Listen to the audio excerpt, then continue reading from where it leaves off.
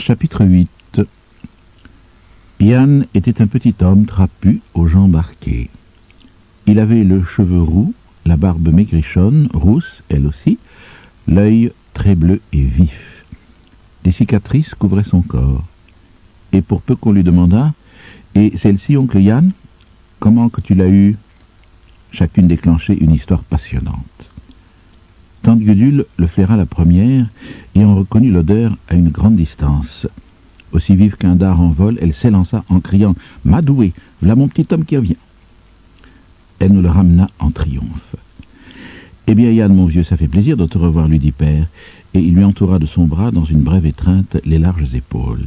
« Bienvenue au foyer, dit mère, et nous répétâmes tous en sautant sur place « Bienvenue, bienvenue, oncle Yann !» Ensuite, il fit cérémonieusement le tour du cercle de famille, s'assurant qu'il reconnaissait tout son monde. « Ah, Barbe, je n'ai point oublié ton pauvre Tony. Aglaé, tu n'as pas pris un jour de plus, pas un seul. Amélie, Madoué, comme te voilà devenu sage. Mais qui est celui-là? Oswald? Grand Dinornis. Ai-je été absent si longtemps? Te voilà quasiment un homme à présent. Et ça, c'est-y point Ernest? Je n'ai point souvenance de ton visage, petiot, mais ton odeur, celle un peu aigre de l'éléphant quand il prépare un mauvais tour, je ne l'oublierai point. Alexandre, Toby, William, toute une bande de nouveaux. Eh ben, mes amis, pas à dire, mais vous avez un coin vachement chouette par ici. Père était aux anges de lui faire visiter son domaine, avec toutes ses améliorations, à commencer bien sûr par le feu. Ils l'ont en Chine aussi, dit oncle Yann. Quoi? S'exclama père. Oh, j'ai du mal à le croire. Si, ils l'ont, répéta l'oncle Yann. Ils sont toujours les premiers pour tout. Savent-ils en faire? Demanda père, inquiet. Ça ne m'étonnerait point, dit oncle Yann, mais il avait marqué une légère hésitation. Je te parie que non, dit père d'un ton cassant. Nous avons décidément une avance technologique, nous autres ici. Parce que vous savez en faire, dit oncle Yann. Pas absolument, dit père. Mais nos travaux sont en bonne voie et nous pouvons prévoir avec confiance que dès la fin des expériences en cours, nous serons en mesure d'annoncer... Oui, dit oncle Yann, et il se mit à sucer une dent creuse. Et Vania, que devient-il? Toujours sur la branche, dit père vexé. L'oncle perdu et retrouvé fut régalé avec les meilleurs morceaux dont nous disposions. Côte première de mammouth, escalope de calicotérium, cuisses de zèbre, épaules d'agneau et hure de sanglier. Comme entrée, cervelle de babouin et œufs de crocodile, garnis de sancaillés de tortue dont tante Gudule se souvenait qu'il était friand. Repas de roi, dit oncle Yann, quand le dernier os à moelle lui tomba des mains. N'en ai point fait de pareil depuis Choukoutien. Où est-ce? En Chine, grommela le père, et Yann acquiesça. Après dîner, oncle Yann dut s'exécuter et commencer le récit de ses voyages. Récit épique et qui, bien entendu, dura des jours et des semaines. Chaque soir, nous empilions une montagne de branches sur le feu et nous nous accroupissions en cercle autour de lui, munis qui d'un os à ronger, qui d'une lance à aiguiser, qui, surtout les femmes, d'une peau à racler ou de liane à tordre pour les pièges. Oncle Yann était le plus grand voyageur que j'ai jamais connu. Il avait ça dans le sang. Il ne pouvait rester en place. Et je crois qu'il avait visité toutes les terres accessibles sous le soleil, et vu et observé tout ce qu'on peut y voir. Pas étonnant qu'il eût mis si longtemps à revenir. Ça ne vaut pas le coup de descendre vers le sud, en Afrique, disait-il. Le pays est joli, mais c'est un cul-de-sac. Au-delà, rien que de la Grande Bleue. Pays très arriéré, en plus. Vous tombez sur quelque chose qui a l'air, à première vue, d'un pithécanthrope tout à fait prometteur, presque aussi droit que nous, la tête haute, les épaules larges, mais quand il se retourne, misère. Rien qui ressemble à une calotte crânienne et par là-dessous le visage d'un gorille. Et le vocabulaire aussi, 20 ou 30 mots, pas beaucoup plus. Quant à leurs pierres taillées, c'est si piteux que c'en est attendrissant. Ça ne promet guère qu'il puisse aller plus loin, dit père, et il se frotta les mains de satisfaction. En effet, j'en doute, dit oncle Yann. Non, en Afrique, le mieux, c'est vers le nord. Chasse facile, nourriture abondante et de l'eau à gogo tout au long. D'abord, vous traversez une sorte de forêt. Madoué, quelle est épaisse, qu'il y fait chaud. Soit dit en passant, les gens par là, c'est la peau noire qu'ils ont adoptée. Noire, s'exclama père, mais Mais c'est extravagant, pourquoi faire? Dans leur idée, ça les protège du soleil, et on les voit moins sous les arbres, dit oncle Yann. Erreur, grave erreur, dit Père. Ça ne donnera rien de bon. Pour moi, du point de vue évolutionnaire, la question est réglée. La seule couleur raisonnable pour la peau humaine, c'est le kaki ou le brun doré. La couleur du lion et du velt. On disparaît dans la savane. Ici, d'accord, mais on va donc essayer sur la côte de Guinée. Après cette forêt, reprit Yann, vous arrivez au Sahara. Et alors ça, c'est le paradis terrestre. Des collines verdoyantes qui moutonnent à perte de vue, coupées de larges fleuves, des ruisseaux innombrables où coule une eau fraîche et pure, pullulant de poissons, des montagnes superbes, vêtues de chênes, de frênes et de hêtres, et puis, Madoué, quel pâturage! Jusqu'à l'horizon de l'herbe juteuse et fleurie au galop des troupeaux, élans, chevaux, zèbres, antilopes, où paissent les moutons et les buffles. Des hordes, demanda Père brièvement. Oui, l'espèce en est bien établie. Les territoires de chasse sont exactement délimités, quoique non parfois sans rouspétance. Mais il y a très largement pour tous, et même plus. Va vers le nord, jeune homme, l'avenir est là, dit-il à Oswald, dont les yeux brillaient. C'est une vie nouvelle qui t'attend là-haut, dans les grands espaces ouverts du Sahara. J'ai failli moi-même m'y établir. Et puis non, j'ai voulu voir ce qu'il y avait plus loin.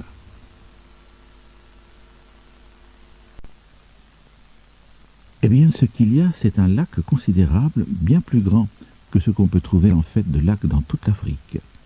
Il y a là d'autres pithécanthropes qui vivent essentiellement de crustacés, sans s'en faire. Ils ont la bonne vie. Le lac est énorme qu'il a l'air de vous barrer la route. Mais si vous le longez vers le couchant, vous finissez par trouver un isthme très étroit entre ce lac et l'océan. La circulation est fabuleuse. Des mammouths, des loups, des ours qui montent vers le nord, et des foules de girafes, de lions, d'hippopotames, de tas d'autres encore qui font route vers le sud. Ça devient en Europe trop froid pour eux. Moi-même qui ne suis pas frileux, j'ai trouvé qu'il faisait nettement frisquer sur les Pyrénées. Et il y avait de la neige, plus épaisse que sur les montagnes de la Lune. Et, de là-haut, je voyais de la glace par milliards de tonnes qui descendaient et couvraient tout. Mais oui, dit Père, d'un air agacé, tout le monde sait que nous sommes dans une ère glaciaire. Seulement, laquelle? Voilà toute la question. Et elle est d'importance. C'est pas, dit Yann, mais ce que je sais m'adouer, c'est qu'il faisait fichtrement froid. Je suis allé jusqu'en Dordogne. Il y avait des rennes à profusion. Des rennes? Qu'est-ce que c'est, oncle Yann? Demanda Oswald. Des espèces de cerfs conditionnées pour les très basses températures, dit oncle Yann. Oh, il y en avait partout. Et les néandertaliens leur couraient après. Un autre genre d'hominidés, dit Père, très excité? Ça, je ne sais pas. Ils sont très différents. Ils sont couverts de poils comme des chèvres géantes. Ça les protège du blizzard. Grands? Non, plutôt petits. Je l'ai dépassé d'une demi-tête. Ça nous a rendu d'ailleurs le commerce plus facile. Ils sont marrants. Ils ont assez l'air d'orang-outans avec leurs grosses poitrines sonores, leurs genoux pliés et leur façon de marcher sur le bord extérieur du pied, comme les bébés. Pas plus de cou ni de front qu'un babouin, et pourtant pas bête pour un sou, Madoué, non. Ils ont le crâne à ce qu'on dirait tout boursouflé par la cervelle, par-dessus les oreilles, et ils vous taillent de ces silex à mettre en vitrine, mon vieux. Le plus marrant, c'est les idées qu'ils ont. Ça leur vient des longues nuits qu'ils passent dans leur caverne, à rêver et à se raconter des histoires. Quelle sorte d'idée? Demanda Père. Ça, je te dirais, c'est trop métaphysique pour moi. Moi, je suis plutôt du genre pratique. Par exemple, ils enfouissent leurs morts dans la terre. Oh, dit le Père, quel gaspillage! À leurs yeux, c'est le contraire, dit oncle Yann. Et tous ces poils. Je n'aime pas beaucoup ça, dit Père. Trop spécialisé. Ce qui les embête le plus, le fait est, dit Yann, ce sont leurs dents. Ils les ont toutes mauvaises, et ils en souffrent. D'arthrite aussi. Mes avis, ça ne m'étonnerait pas que sans ça, ils marcheraient plus droit. Le climat est affreusement humide. Je me demande, dit Père songeusement, à quel moment ils ont ramifié depuis la souche mère. Quelque part au début du Pliocène, j'imagine. Sais-tu si l'union avec eux est fertile? Ça, avança prudemment oncle Yann, je ne peux pas en être sûr. Au moins jusqu'à ce que j'y retourne. Mais, dit-il modestement, j'aurais tendance à le croire. Je ne manquerai pas d'un certain succès. Quand même les pépés là-bas m'appelaient tête de môme. Normal, tout à fait normal, dit Père. Il joignit ses doigts dans le geste familier et se racla la gorge. Notre développement, vois-tu, est pédomorphe, d'où il suit. Oui, Eh bien, depuis les Gaules, je ne pouvais que repartir vers l'est, reprit oncle Yann. J'ai suivi le grand lac pour éviter la steppe et la toundra, et j'ai pu constater que l'homo néanderthaliensis avait creusé son trou un peu partout dans les Balkans. De caverne en caverne, et non sans mal, j'ai fini par atteindre la Palestine. C'était en pleine bagarre. Entre qui? Entre émigrants d'Afrique et néandertaliens. Pas assez de gibier, demanda Père. Que si. Tout abonde dans ce pays. Ils pissent le lait et le miel. Mais il y a quelque chose dans l'air qui vous rend agressif. Ils se battaient et s'appariaient. Drôle de jeu. Oh, c'est plus ou moins la même chose, dit Père. Mais il faut surveiller ça. En plein Pléistocène, des singes velus qui se croisent en Palestine avec des singes pelés, savoir ce que ça va donner. Des prophètes barbus vivant de miel et de sauterelles, m'aventurais-je à dire. N'essaie pas de faire de l'esprit, grommela Père, ce n'est pas ton genre. Continue, Yann. Où es-tu allé ensuite? En Inde, via l'Arabie, dit oncle Yann. L'Arabie, c'est comme le Sahara, tout vert et luxuriant, mais Mado et quelle pluie! En Inde, j'ai rencontré un nouveau carnassier, le tigre qu'ils appellent ça, le tigre incandescent dans la forêt nocturne. Version drôlement carabinée du smolidon, mais vivement le vieux Macérode, tu peux me croire. Mes nuits en forêt, là-bas, j'en ai passé la plupart en haut des arbres, et je vous dis que je n'en ai point honte. Un peu plus loin, je me suis trouvé nez à nez avec une famille de sous-hommes, une autre variété. Encore une, dit Père inquiet. Encore une. Mais ne te fais pas de cheveux, Édouard. Des laissés pour compte, complètement désuets. Moitié grands comme nous, et pas plus de crâne qu'un macaque derrière leurs sourcils en promontoire. Et ces macaques que je les aurais appelés, mais le fait qu'ils marchent debout et qu'ils ont une mâchoire triangulaire de sorte qu'ils peuvent parler, oh, un sabir incroyable du genre « Moi, grand singe, il y en a long javelot ». Enfin, tu vois ça. Si j'avais eu le temps, je crois que j'en aurais fait de bons porteurs. Du reste, je n'avais rien à porter. Aussi, j'en ai assommé quelques-uns. Et après ça, me revoilà parti. Et je suis arrivé en Chine. Et là, Édouard, j'ai rencontré à Choukoutienne des prototypes très intéressants. Oui, ils t'intéresseraient beaucoup. Ils vivent dans des cavernes, et d'abord, je les ai pris pour des gorilles. Mais ils se tiennent beaucoup plus droits, et ils fabriquent des coups de poing tout à fait convenables. Comme je t'ai dit, eux aussi se sont procurés de ce feu sauvage de manière ou autre, et ils en sont pas peu fiers, eux non plus. Mais si tu veux savoir, je les trouve plutôt stagnants. C'est une tendance qu'ont toujours eu les orientaux. Ils m'ont dit que plus tard, au nord, il y avait un modèle plus grand, dans les neiges de Tartarie, 4,70 m qu'ils m'ont dit, et hirsute comme un ours. Mais j'étais pas pressé de faire la connaissance d'un être aussi abominable. D'ailleurs, j'en avais marre des synanthropes, et je voulais voir comment les choses allaient en Amérique. Ah oui, dit Père avec enthousiasme. Comment l'as-tu trouvé, toi, l'Amérique? Je ne l'ai pas trouvé, dit oncle Yann tristement.